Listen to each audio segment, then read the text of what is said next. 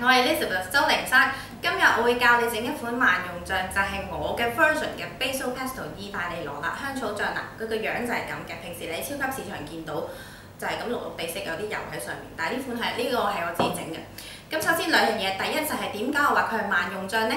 除咗其實呢個醬佢除咗可以攞嚟撈意粉，即係我今日會教你咁樣食之外呢，另外你仲可以攞嚟做沙律啊、煎雞啊，或焗雞啊，或者係煎魚咁樣嘅。另外第二樣嘢咧就係點解我話係我嘅 version 咧？因為意大利人做呢個醬咧，其實佢哋係會用到幾種材料㗎，就要係用意大利 Genoa 呢個城市啦，即係佢哋自己個城市啦，出產嘅甜羅勒啦，同埋松子仁嘅。另外佢哋會用到兩種芝士咧，就係第一種叫 Parmigiano Reggiano 咧，另外一種就係 Pecorino Cheese 嘅。咁但係呢四種材料你要喺香港買得到咧，唔單止好貴啊，我諗其實有啲未必有得買嘅。咁所以我就將佢改良咗，用咗本地我哋比較容易買得到嘅材料咧，或者你喺街市都會買到嘅材料咧，去改良咗佢，出到嚟嘅效果一樣係咁好食嘅喎。咁我哋而家先睇下啲材料，睇下你需要啲咩咧，然後就可以開始㗎啦。你需要嘅有泰國嘅羅勒葉，通常街市會叫佢做九層塔嘅，腰果、少少蒜頭、巴拿馬芝士磚、鹽、黑胡椒、特純嘅初榨橄欖油、少少車厘茄同埋一個普通橄欖油嘅。好啦，第一件事你就煲咗個意粉先，我入邊已經煲緊㗎啦。第二樣嘢我哋就控香個番茄佢，我呢度有個平底鑊咧，跟住就開細火，落少少橄欖油落去，記住唔係特純嗰隻喎，普通橄欖油就得㗎，少少油就得㗎。跟住放個番茄落去，落少少鹽，少少黑胡椒，由得佢碌下佢，等佢控到佢係有少少爆開咁樣為之最好味。跟住呢，佢又閃翻返過嚟嘅，就開始整個香草醬。個香草醬我今日就會用呢個手提攪拌機去攪佢嘅。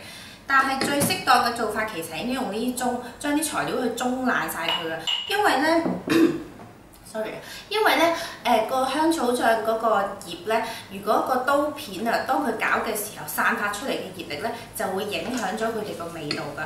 但係今日我就已經好肚餓，同埋我老公咧揸住部機影過，佢都好肚餓，所以我都係用個最快脆嘅方法先。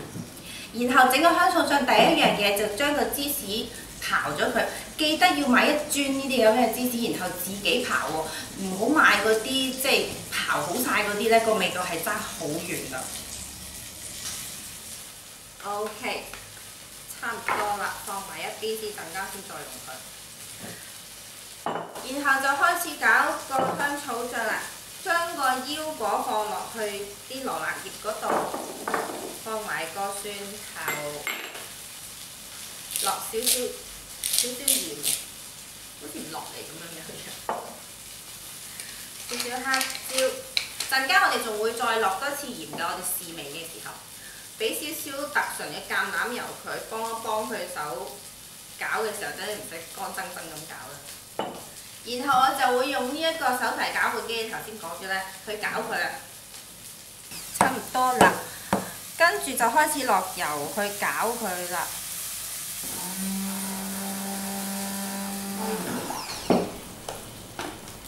OK。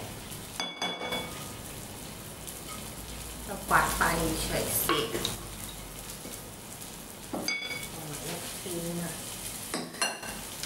先，然後就將個芝士放埋落去，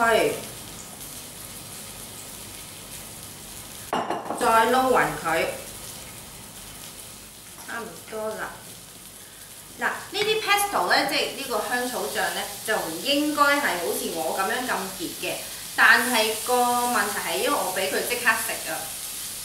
咁我陣間咧，我又唔想落咁多油，我陣間會用嗰個意粉水咧，頭先叫你哋留咗少少嗰個意粉水，等我熬一熬佢先。頭先個意粉水咧，溝翻稀佢，咁就做翻佢本身應該有嗰個consistency， 即係嗰個濃度啦。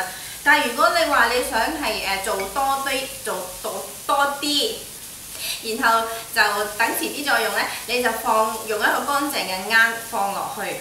等啲葉沉澱咗之後，個面皮有咁大層油去冚住佢就為之 OK 嘅，所以即係話如果你要儲住佢嚟用㗎，你就要落多少少油落去啦。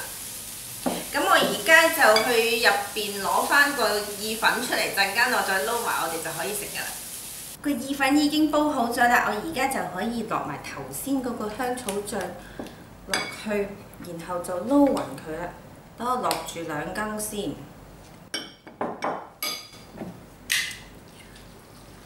輕輕攪勻佢，睇下夠唔夠呢？因為我自己中意落好多，我想落多1羹，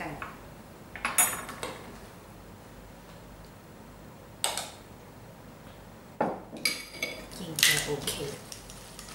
如果你發覺將個醬倒落去嘅時候太過結，佢撈唔開呢，頭先我咪叫你留咗啲意粉水嘅，落少少落去。跟住咧開翻稀個醬，因為我個醬冇本身人哋即係傳統整嗰啲咧落咁多油㗎，所以就要落翻啲水落去，叫做開翻稀佢啦。跟住落埋個番茄 ，OK， 我夾出嚟先 ，actually 都係唔好夾，我試下瀟灑啲咁倒。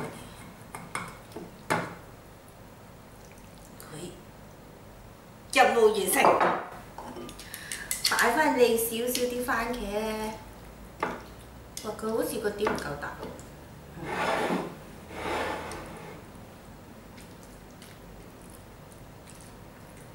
差唔多啦，咁樣先。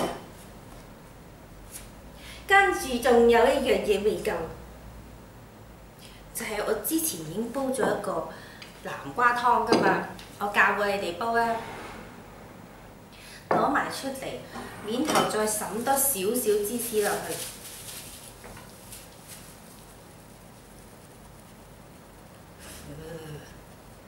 好味。睇下邊個話淨係蔬菜餐會好悶先？你話俾我聽。你睇下呢度淨係紅色啦、綠色同埋黃色，睇到都已經開心，我都未曾食落口啊！我真係唔得閒同你哋講，我要試下先。呢個醬我細個食過，都唔係細個嘅，好多年前食過，簡直哇，好味到不得了！好似一食完之後，成個嗰啲香草味爆喺個口度，好似個人瞓咗喺個香草園咁。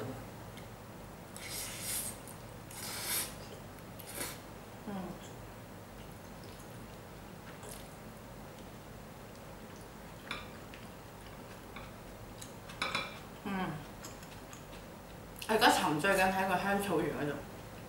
你哋食譜自己去攞啦 ，Lively.com.hk， 我唔同你哋講咁多，我要食嘢。下次再見，拜拜。